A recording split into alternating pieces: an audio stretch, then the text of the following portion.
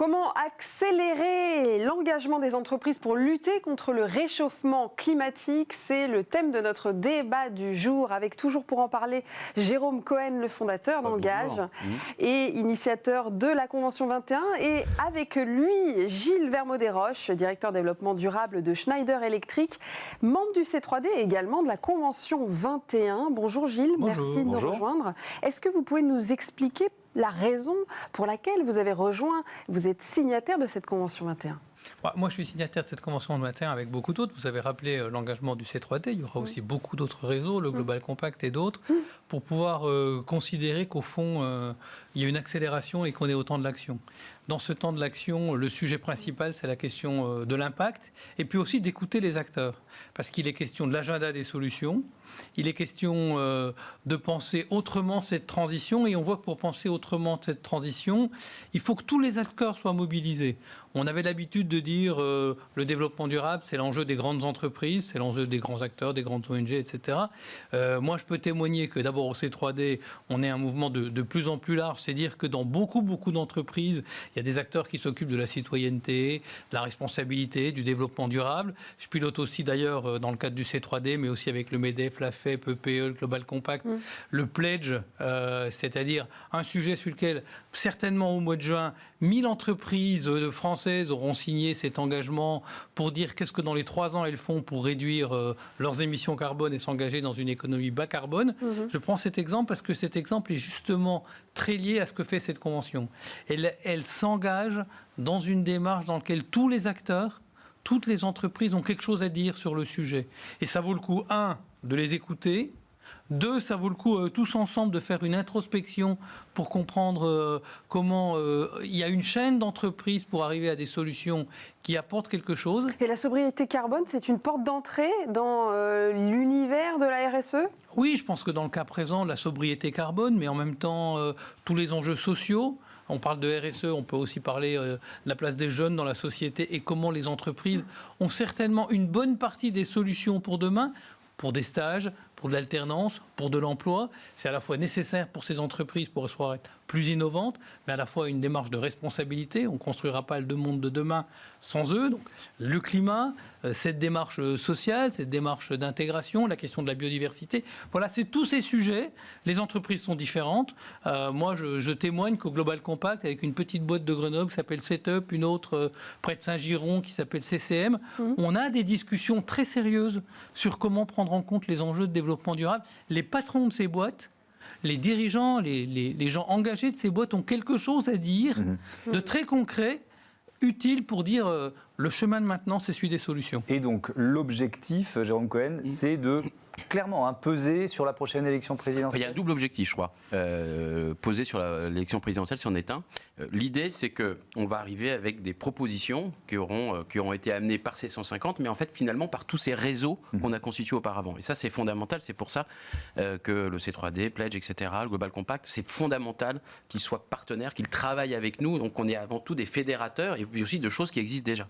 Donc, à l'issue de cette convention, je pense qu'on aura il y a 2 ambitions. La première, c'est que que ces propositions, elles soient diffusées, appropriées, mises en action avec l'aide de tous ces réseaux, et qu'ensuite, bien sûr, pour le volet des propositions, on va dire qui sont peut-être plus systémiques ou qui ont une dimension législative plus forte, eh bien, on aille voir la sphère politique et donc, évidemment, les candidats à l'élection présidentielle de mai prochain, si ça... Vous allez quoi, les auditionner éventuellement et leur demander de s'engager ? Je pense qu'on va les auditionner. Je pense qu'ils auront intérêt à venir écouter ce qui se sera dit et, je l'espère, de les intégrer au programme. On va les auditionner. Mais après, surtout, il y aura un travail continu parce que, évidemment, ils vont peut-être pas tout intégrer dans leur programme au mois de mars pour l'élection de mai, mais en fait, on ira appuyer le fait que ces propositions soient intégrées ensuite dans tout ce qui sera mis en place dans cette nouvelle législature, parce qu'il y aura aussi les députés, et puis il y aura les élus de terrain qu'on va aller voir aussi.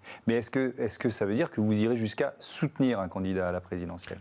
Alors, a priori, je ne crois pas du tout. On sera plutôt là pour... Enfin, je parle pour moi, mais on décidera de façon beaucoup plus large. Oui, parce que mais, l'objectif, c'est qu'on soit dans une démocratie exactement. participative. Mais je pense que c'est pas du tout notre but. On n'est évidemment pas partisans. L'idée, c'est que ce soit repli plutôt par l'ensemble des candidats pour que l'ensemble des programmes se nourrissent de toutes ces propositions et de cette avancée que l'on espère décisive et forte. Parce que, comme le rappelait Gilles, l'ambition, c'est vraiment que tout ça fasse quoi, comme un point de bascule de la sphère économique, du tissu économique, et que ça a un impact fort. Sinon, on n'emploierait pas toute cette énergie pour ça. Et Gilles Vermeau-Desroches, vous êtes également directeur du développement durable de Schneider Electric. Comment s'inscrit du coup votre rôle aussi dans votre société par rapport à cette Convention 21 ?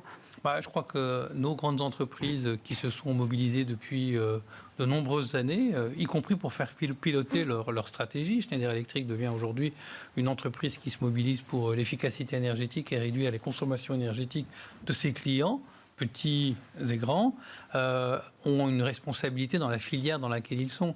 Schneider Electric, c'est 50 000 fournisseurs dans le monde, c'est 60% de son chiffre d'affaires qui est rendu à des fournisseurs qui eux-mêmes ont des acteurs. Je crois qu'aujourd'hui, il est clair qu'il est essentiel d'activer tous les acteurs économiques. Les grands pour plein de raisons, toutes leurs parties prenantes, leur visibilité, leur manière d'être gouvernés. Mais en quoi ça va changer cette Convention 21 pour moi, cette Convention 21, c'est l'occasion de donner à des gens nouveaux la capacité de partager leur vision, probablement d'inspirer les uns et les autres, déjà dans le monde de l'entreprise. Je crois que c'est important d'entendre des PME qui bougent, qui disent qu'elles adhèrent au Global Compact, qu'elles font elles-mêmes leur pledge pour leur relation avec leurs collaborateurs. Mais toutes les entreprises sont innovantes. Ça n'existe pas, une entreprise sous prétexte qu'elle est petite qui ne ferait pas d'innovation. Donc je crois que le premier point essentiel, c'est d'activer tous ces acteurs. Et qu'est-ce que ça dit ? Ça dit quelque chose à la veille du débat présidentiel, mais ça dit aussi quelque chose dans la relation entre une entreprise, ses fournisseurs, ses clients, et comment l'ensemble de ces questions vont devenir très importantes sur la table de négociation, de discussion et d'innovation. Donc pour moi, c'est une des démarches, c'est pas la seule, il y en aura d'autres, c'est une des démarches hyper importantes pour s'inspirer. Pour être en capacité d'écouter, et ceci dans un débat bien organisé, ce que peuvent en penser les uns et les autres. Je crois qu'en écoutant, en dialoguant, on apprend soi-même à avancer et puis à faire évoluer. Et puis tous ensemble, on essaiera d'avoir des propositions et des forces d'inspiration dans l'ensemble des débats et pourquoi pas dans le débat présidentiel. Ça peut inspirer, évidemment, et vous espérez que ça va inspirer les candidats à la présidentielle, mais ça peut aussi inspirer tous les chefs d'entreprise. Ah ben bien sûr. C'est pour ça qu'on veut après diffuser extrêmement largement. Mais il y a un mot que tu as utilisé qui est très important, c'est le mot dialogue.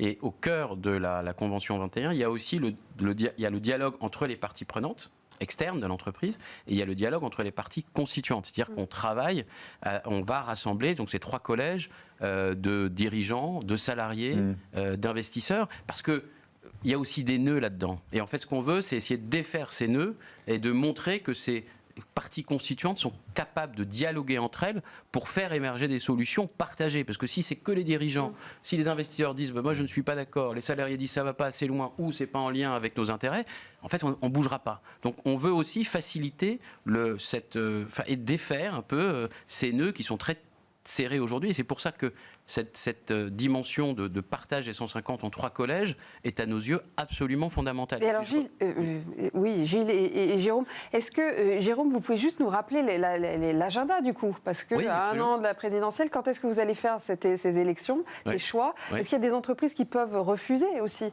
quand elles sont nommées ? Comment ça va se passer ? L'agenda, quand est-ce que ça va se Moins d'une minute pour dire Moins d'une minute. On commence maintenant. On fait la plateforme d'intelligence collective pour faire remonter. On a le centre de ressources. On commence le processus de tirage au sort qui va durer quelques mois à partir du mois de mai pour ensuite arriver au choix des 150 après l'été. Alors bien sûr, on va certainement contacter 20, 30 000, 40 000 entreprises pour finalement, in fine, tirer au sort les 150 qui soient bien répartis sur le territoire en fonction de leur taille, leur chiffre d'affaires, etc. Et les 3 collèges. Puis ensuite, il y aura un dialogue avec les 150, parce que tout ce process avec les 150 pendant 4-5 mois. pour arriver in fine à avoir les propositions aux alentours de février-mars prochain et commencer à diffuser à la sphère économique et politique. J'ai réussi mon numéro. Bravo, merci beaucoup, Yves Fraufort. Merci à tous les deux d'avoir participé à ce débat. C'est l'heure de Smart Time. Merci beaucoup. Merci.